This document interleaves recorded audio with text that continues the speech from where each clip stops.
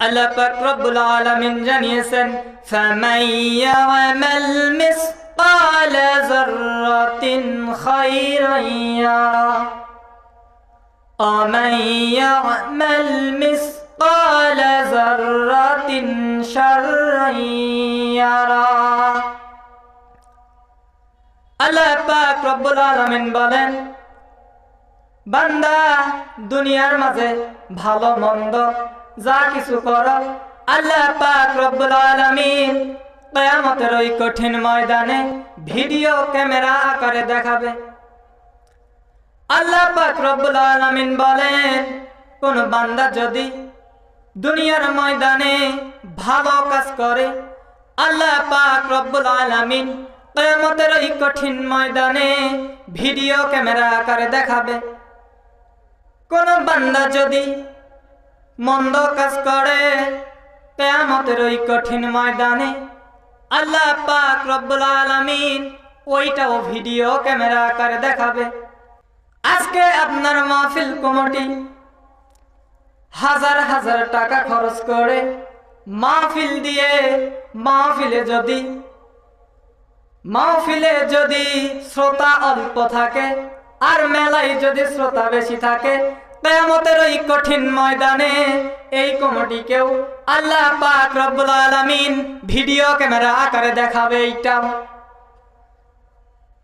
আমার যতটুকু ধারণা, বাংলাদেশে যত মাহফিল হচ্ছে, যত কোরআনুল কারীমের মঞ্চ তৈরি হচ্ছে, এই মঞ্চে যতটুকু সওয়াব অর্জন হয়, আমার যতটুকু ধারণা এর চাইতে বড়, এর চাইতে ডবল পাপ ওই মাহফিলের দ্বারাই মেলাই হয়। ঠিক কিনা? আসতে বলবেন না মুসলমান, ঠিক কিনা? বিশেষ করে বাংলাদেশে কসমেটিকের দোকান যদি না হয়, মাহফিল কমিটি যারা থাকে, যারা তৈরি করে, এদের ভেতরে কিছু বুদ্ধিজীবী আছে, এরা বলে যদি কসমেটিকের দোকান দিতে না দেই মাহফিলে আমাদের লোকই হবে না। অথচ যদি ওইটা বন্ধ করা হয় তাহলে এখন মাহফিল ওর চাইতে বেশি লোক হবে। এইটা কিছুই না, এইটা ওর বাটপাড়ি।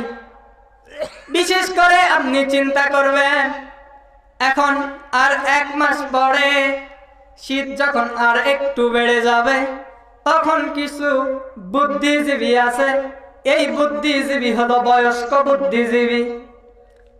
দেখবেন এরা ওই যে আপনার বাড়ি আছে, বাড়ির যে চাল আছে, টিনের যে ছাউনি আছে, এই ছাউনির নিচে যখন সকালবেলা বেলে রোদটা আসে, এই রোদ যখন আসে, ওই সময় ওই বান্দার 2 হাঁটুর 2টা মাথা আর ওর একটা মাথা এইরকম নিচের দিকে দেয়, দিয়ে ওর হচ্ছে একটা মাথা আর ওর হাঁটুর 2টা মাথা, এই যে 3টা মাথা, এই যে রোদ পোহায়।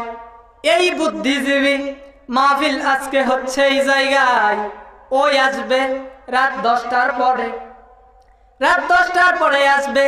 পরের দিন সন্ধ্যাবেলায় 4 দোকানে যাবে আর মাহফিলের চাইতে বড় তাফসীর 4 দোকানে করবে। এইটা হচ্ছে সমাজের বুদ্ধিজীবী।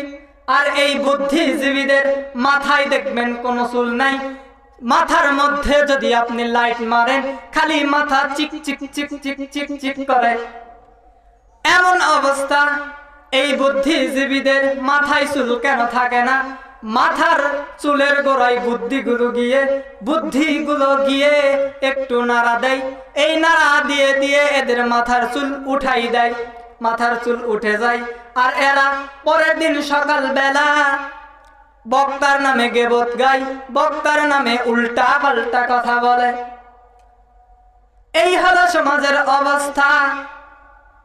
আমি কোরআনুল কারীমের ভেতর থেকে একটা আয়াত পড়েছি, ইয়া আইয়ুহাল্লাযীনা আমানুসবিরু আসাবিরু আরাবিতু ওয়াত্তাকুল্লাহ।